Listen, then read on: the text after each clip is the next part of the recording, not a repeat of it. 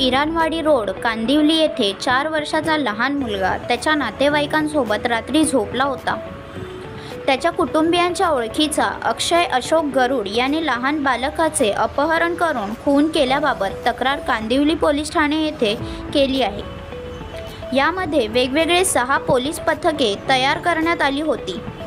Police पथकाने तांत्रिक तपास तसेच कांदिवली, बोरिवली, मालाड, अंधेरी, सांताक्रूज, विरार तसेच सुरत शहर येथील सुमारे 150 ते 200 ठिकाणाचे CCTV फुटेज पाहणी केली। त्यानंतर कांदिवली पोलिसांनी आरोपीला सुरत येथून ताब्यात घेऊन अटक करण्यात आलेली आहे।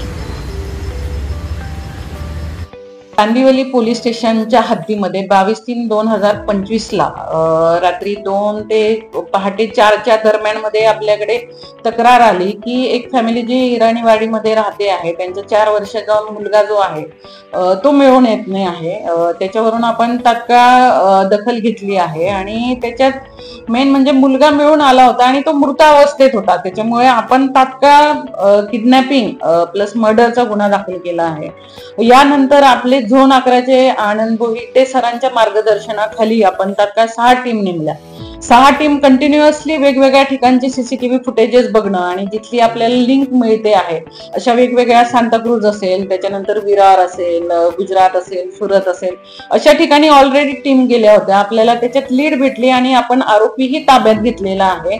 आरोपी आता ताब्यात घेतलेला आहे। रिमांड यादीसह आपण माननीय न्यायालयासमोर त्याला हजर करतो आहोत। त्याच्यामुळे त्याचा उद्देश या मारण्यामागचा काय आहे याबाबत अजून तपास करणं बाकी आहे।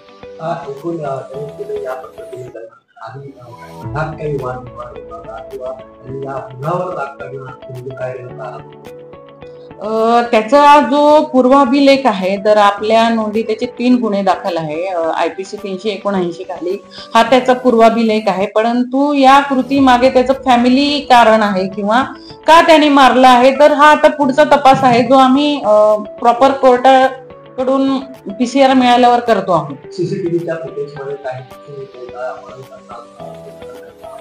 काही वापर केला या ज्या सगळ्या गोष्टी आहेत ते इन्व्हेस्टिगेशनच्या आहे, आता रिव्हील नाही करता येणार। परंतु CCTV फुटेज मध्ये तो निष्पन्न करण्याच्या मागे CCTV फुटेज आहे, त्याच्यामुळे तो एक चांगला इलेक्ट्रॉनिक एव्हिडन्स आहे।